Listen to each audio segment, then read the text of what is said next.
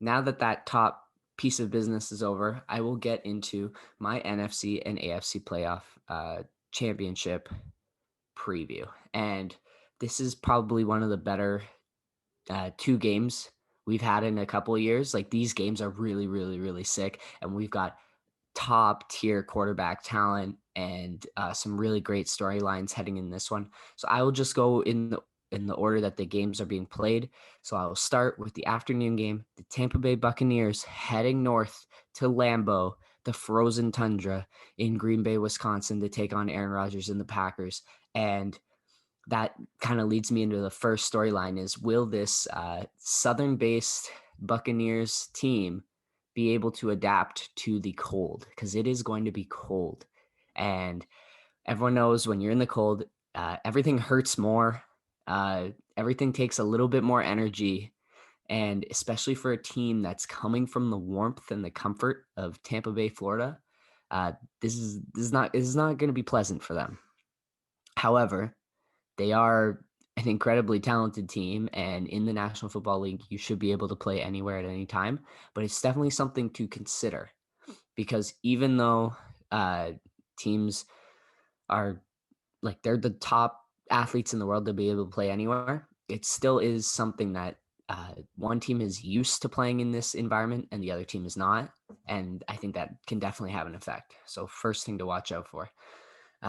Getting into the game, we have, of course, everyone, just like last week, everyone wants to talk about Tom Brady and Drew Brees, and everyone now this week wants to talk about Tom Brady and Aaron Rodgers.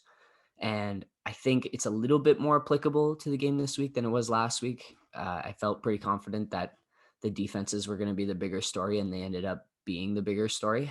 But in this game, I think the quarterbacks do have a bigger hand in what is going to be the outcome of this game. And so the biggest thing here is Aaron Rodgers and the Green Bay Packers, they get out to early leads. Their offense is unstoppable this season. And the only team that's really frustrated them was the Bucs earlier this season when they played, and the Bucs won by 20 plus. The linebackers were everywhere. The corners were really aggressive, and if it wasn't Devontae Adams, no one else was getting open for the Packers offense. I think the Packers have all their weapons now. I think the offensive line is playing the best it's ever played this season. They're being super physical. They're running the ball with Aaron Jones and Jamal Williams, and those guys have been really, really great for them. And that's allowed Aaron Rodgers to have a little bit more time to just pick defenses apart. And so this is going to be the matchup, once again, that I'm looking forward to, right? The LA Rams had a great defense, and the Packers just ran over them. And so this Bucs defense is the only one that's really given this Packers team struggles. And so I'm really, really fascinated to see what schemes Matt LaFleur comes up with to get Devontae Adams open just like he did last week, and what reads Aaron Rodgers is going to make and how aggressive they are running the football, because this offensive line is going to want to just mow these Bucs down and open up some holes for Aaron Jones to run, because Aaron Jones, like, he is fantastic. It's just been the season of Aaron Rodgers stat padding for the MVP. So he's been a little bit underrated in how electric he actually is. And so I would still favor this Packers offense because they're just so great. But there is definitely a formula in this game where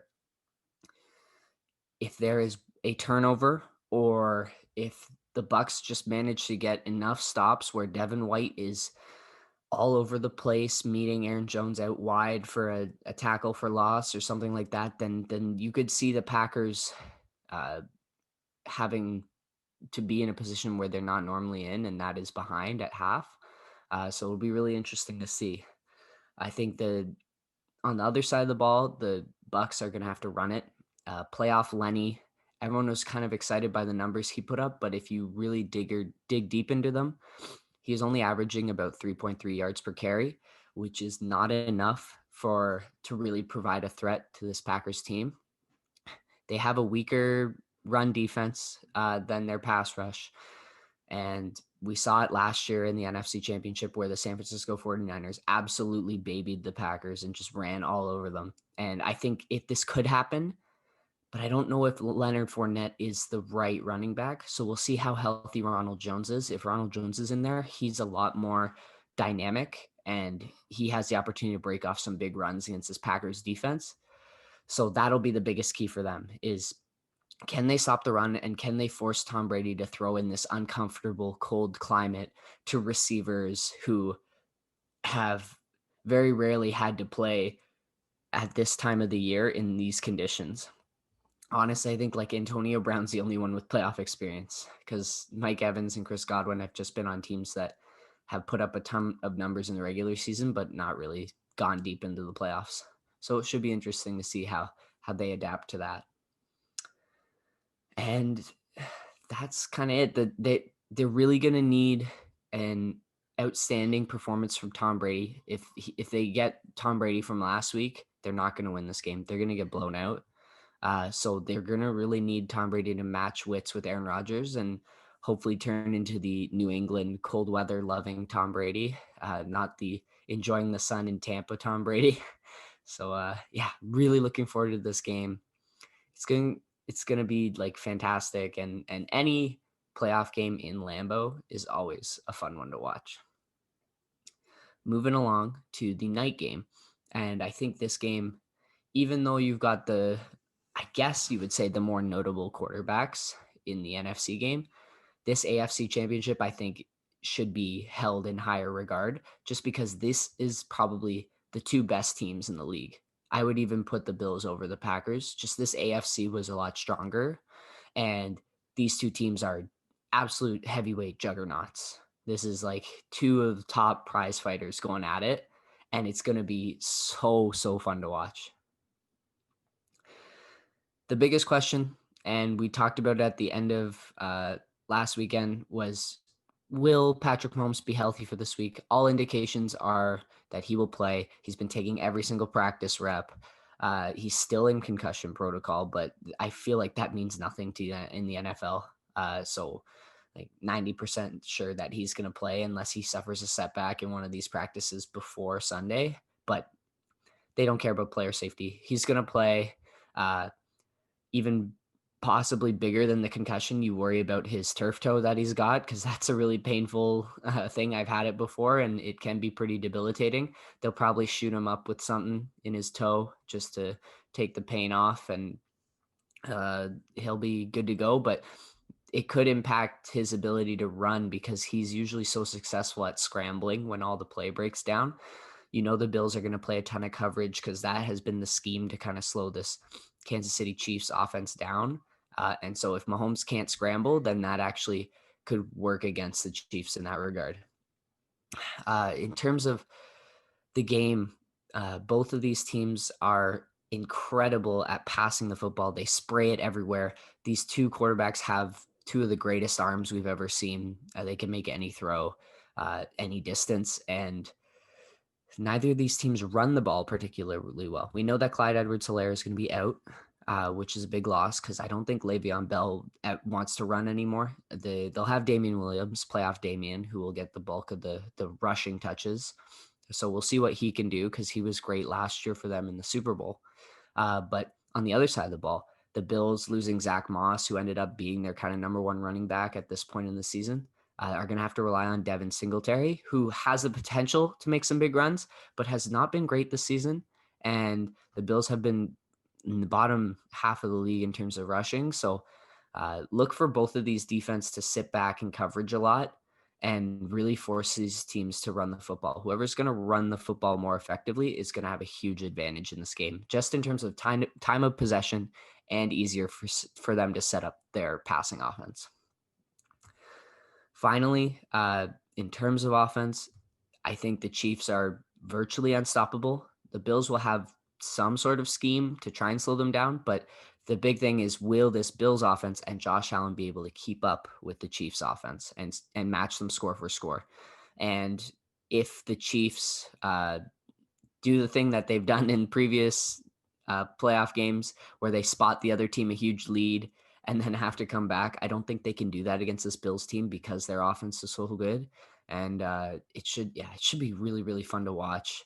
I think we're going to get a couple Tyreek Hill plays that are just like jaw-dropping, and I think we're going to get a couple of Josh Allen, Stephon Diggs plays that are jaw-dropping. I'm really, really excited to watch this. Two high-powered offensive juggernauts go at each other. Let me ask before we wrap this up, what do you expect to see in the Buffalo defense against Mahomes in terms of like sacks, charging, aggression, Mhm. like, and how much, where do you draw the line at that's too far Yeah. versus like that's just smart football, do what you got to do to win?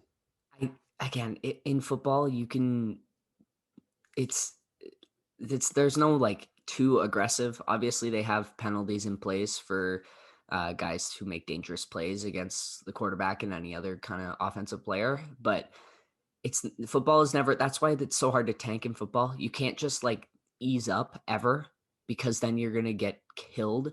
So these guys, like, of course, they want to go hit Mahomes and hit him in places and try and like re-rattle him. They're not trying to hurt him, but in football, it's like if you're not hitting hard, you're not trying. So like they're obviously going to bring the aggressiveness. I don't think they're going to blitz too much because Mahomes is like truly uh, one of a kind in terms of facing the blitz. He's like super, super effective against it. And that's why they've been successful against like teams like Baltimore in the past. I think the Bills saw a little bit what the Patriots did, a little bit what some of these other teams have done to at least keep the score close, and that's play a ton of coverage and force the Chiefs to run and get them running less efficient plays. So I look to see a ton of coverage, which means less blitzing. And but it's just as soon as Mahomes leaves the pocket, these guys are going to come after him and they're going to be looking to hit him in space. So Mahomes has got to be really, really careful about scrambling in this game.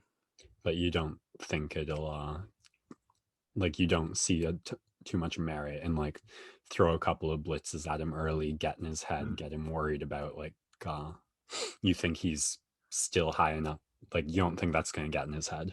I think if he's in the pocket, he's like if he's playing, he's good to go. He's just such a special player. It's when he's outside the pocket, I think he'll be a little bit more tentative. That's where I see it having an effect. But he's just so good, and his receivers are so good that Andy Reid and Eric Bieniemy are going to draw up the right plays for him to get the ball out really quickly, so that if there is a blitz coming, he doesn't have to worry about it. So Buffalo can try and re-aggravate the injury at their own peril. Exactly. And that's my worst nightmare as a football fan is that like they do get a clean shot on him after he's thrown an out route or something because they send the blitz and it reactivates the concussion. And that would be just terrible because you don't want to see him get injured for long term. It could, like I said, it could be kind of a Sidney Crosby situation, which would be just brutal for fans of the National Football League and a bad look on the commissioner. So hopefully he stays healthy and we have just an awesome back and forth game. All right, looking forward to it. Yep, that wraps up a preview. We'll take a quick break and we'll be back for some Combat Corner.